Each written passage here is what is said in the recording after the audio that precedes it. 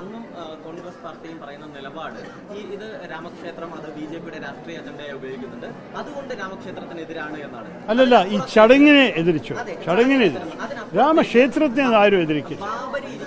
ബാബരി പള്ളിയാണ് നീതി എന്നുള്ള ഒരു ബേസിക് ഇതാണ് സെക്യുലർ സ്വഭാവമുള്ള മനുഷ്യർ ചോദിക്കുന്ന ചോദ്യം, രാഷ്ട്രീയ ചോദ്യം. അപ്പോൾ അവിടെ ഒരു രാമക്ഷേത്രമായിരുന്നോ നീതി എന്നുള്ളത് മാത്രമാണ് ക്ലാരിറ്റി വേണ്ട ചോദ്യം. അല്ല, ഈ വിഷയത്തിൽ നിങ്ങൾക്കറിയാം, ഒരുപക്ഷെ അറിയണ്ടാവില്ലായിരിക്കും, പക്ഷേ 1992 ഞാൻ സംസാരിച്ച് ചെയ്തതിനെ എതിരിച്ച് അതിനെ കണ്ടം ചെയ്ത് പ്രഭാഷണം ചെയ്ത് ആർട്ടിക്കിൾ എഴുതി ലോകം മുഴുവൻ എഴുതിയൊരു വ്യക്തിയാണ്. അതുകൊണ്ട് എനിക്ക് അതിനെക്കുറിച്ച് ആ വിഷയത്തെക്കുറിച്ച് ഒന്നും ഒളിക്കാൻ ആവശ്യമില്ല. ഞാൻ സ്പഷ്ടമായി നിന്നു, ഇത് ചെയ്തത് തെറ്റായിരുന്നു പറഞ്ഞു. ഞാൻ 2 വർഷം മുമ്പ് കൂടി ഞാൻ പറഞ്ഞു, പല ഹിന്ദുക്കൾക്കും ഒരു ആഗ്രഹമാണ് രാം ജനിച്ച സ്ഥലത്തിലൊരു ക്ഷേത്രം കാണുന്നെന്ന്.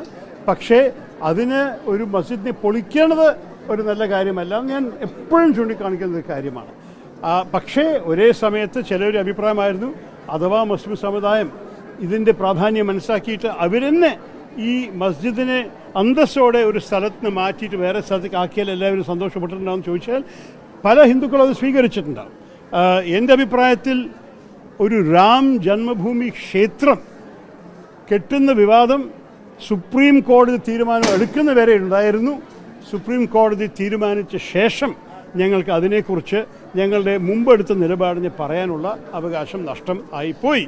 അതിൻ്റെ അർത്ഥം ഒരു രാജ്യത്തിൽ പല വിഷയങ്ങളും തർക്കമുണ്ടാവാം, പക്ഷേ ഒരു ജുഡീഷ്യൽ വിഷയം, ഒരു ലീഗൽ വിഷയം വരുമ്പോൾ അവസാനത്തിൽ തീരുമാനം എടുക്കുന്നത് കോടതിയിലാണ്. ഈ കോടതി ഓരോരോ ലെവലിൽ കയറി അവസാനത്തെ സുപ്രീം കോടതി എത്തി.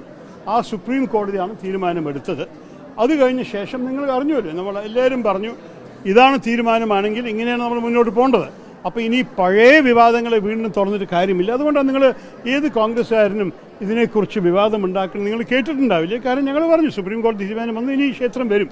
ഒരേ സമയത്ത് ഒരു മസ്ജിദും സുപ്രീം കോടതി അനുവദിച്ചിട്ടുണ്ടായിരുന്നു, അതും കെട്ടണം. ഐഡിയയിൽ രണ്ടും ഒരേ പേസ് നന്നായി വരായിരുന്നു, പക്ഷെ അത് സംഭവിച്ചില്ല.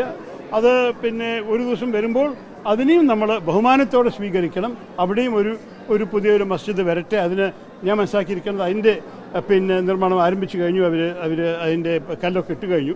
അപ്പോൾ ഇതെല്ലാം നമ്മൾ ചെയ്യണം. ഈ സുപ്രീം കോടതി തീരുമാനത്തിന് പ്രകാരം ഈ ക്ഷേത്രം കെട്ടി ഈ ക്ഷേത്രത്തിൽ ഒരു ചടങ്ങിനെ ഒരു രാഷ്ട്രീയ രീതിയിൽ കൊണ്ടുവന്നതും ഒരു സെലിബ്രിറ്റി ഗ്യാതറിംഗ് ആക്കിയതൊക്കെ ഞങ്ങൾക്ക് വലിയൊരു പിന്തുണ ഉണ്ടായിരുന്നില്ല. ഞങ്ങൾ മാറി നിന്നു. സ്വാഭാവികമായിട്ടും പ്രത്യേകിച്ച് തിരുവനന്തപുരത്തിന്റെ മതേതര മനസ്സിനെ ഒറ്റിക്കൊടുത്ത ആൾ ശശി തരൂർ എന്നുള്ള വിമർശനം മന്ത്രിമാരുടെ ഭാഗത്തിന് വരുന്നുണ്ട്. തിരുവനന്തപുരത്തിന് മന്ത്രിയുള്ള GR അനിൽ പോലും ഫേസ്ബുക്ക് പറയുന്നത് തിരുവനന്തപുരത്തിന്റെ മതേതര മനസ്സിനെ ഒറ്റിക്കൊടുത്ത ആളാണ് തരൂർ. അപ്പോൾ അതിന് മറുപടി പറയേണ്ടി വരുമെന്നുള്ള വിമർശനം പോലും ഈ ഒരു ഘട്ടത്തിൽ ഇതുമായി ബന്ധപ്പെട്ട് ഇതല്ലേ മറുപടി നിങ്ങൾക്ക് തന്നിരിക്കുന്നത്. ഞാൻ ഒരു കാര്യം നേരിട്ട് പറയാം. 3 തവണ BJPയെ എതിരിച്ച് നിന്ന കേരളത്തിൽ ഏക ഒരു സ്ഥാനാർത്ഥിയേ ഉള്ളൂ, അത് ഞാനാണ്. എൻ്റെ അർത്ഥം 2 തവണ സെക്കൻഡായി BJP വന്ന ലോക്സഭാ മണ്ഡലം എൻ്റെയാണ്. അപ്പോൾ എനിക്ക് ഇതിനെക്കുറിച്ച് ആർക്കും അപ്പോളജി ചെയ്യാൻ ആവശ്യമില്ല. ഞാൻ മതേതരത്തിൻ്റെ ഒരു വോയിസാണ്. ഞാൻ ആർട്ടിക്കിൾസ് എഴുതിയിട്ടുണ്ട്, പ്രഭാഷണം ചെയ്തിട്ടുണ്ട്, പാർലമെൻറ്റിൽ സംസാരിച്ചിട്ടുണ്ട്. ഏത് വിഷയത്തിലാണ് എൻ്റെ കുറവ് കണ്ടിരിക്കുന്നത്? ഒരു വരിയിൽ ഒരു ട്വീറ്റ് ചെയ്ത ആണോ ഒരു സൈഡിൽ നിങ്ങൾ നോക്കേണ്ടത്, അതോ എൻ്റെ 1000 കണക്കിൻ്റെ എഴുത്തും പ്രഭാഷണങ്ങളും ഒക്കെയോ ഈ വിഷയത്തെക്കുറിച്ച്? ഇതൊക്കെ അർത്ഥമില്ലാത്ത ആരോപണം, അടിസ്ഥാനമില്ലാത്ത ആരോപണങ്ങളാണ് ഞാൻ സീരിയസ് ആയി എടുക്കുന്നത്. ഇല്ല, ചിത്രമൊന്നും പിൻവലിച്ചില്ല. നോക്കൂ, ഇന്നലെ ലക്ഷക്കണക്കിൻ്റെ ഈ ചിത്രം എല്ലാവരുടെയും സാമൂഹ്യ മാധ്യമത്തിൽ പോകണ്ടായിരുന്നു. കാരണം ഇതാണ് ഇന്നലെ ആദ്യം അറിയപ്പെടുത്തിയത്.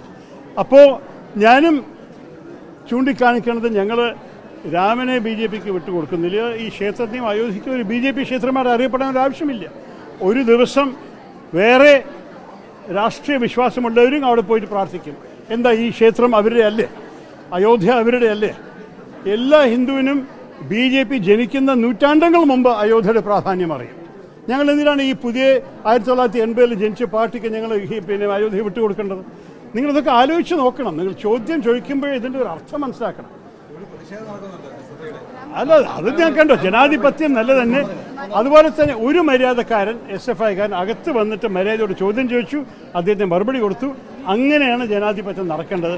ഈ മുദ്രാവാക്യങ്ങൾ നിലപിടിച്ചിട്ട് ഒരു ഡയലോഗ് ഉണ്ടാവില്ല. ഡയലോഗാണ് വേണ്ടത്, സംസാരമാണ് വേണ്ടത്. ഞാൻ വീണ്ടും അവരോട് ചൂണ്ടിക്കാണിക്കണം. അവരൊരു പ്രതിനിധി വന്ന് സംസാരിച്ചു, അത് നന്നായി നടന്നു, ഒരു വിവാദം ഉണ്ടായിരുന്നില്ല. അദ്ദേഹത്തിൻ്റെ ചോദ്യം മര്യാദയോടെ വെച്ചു, ഞാൻ എൻ്റെ മറുപടി അതേ മര്യാദയോടെ കൊടുത്തു. അങ്ങനെ നമ്മൾ ചെയ്തുകൊണ്ടിരിക്കട്ടെ ജനാധിപത്യം. Thank you.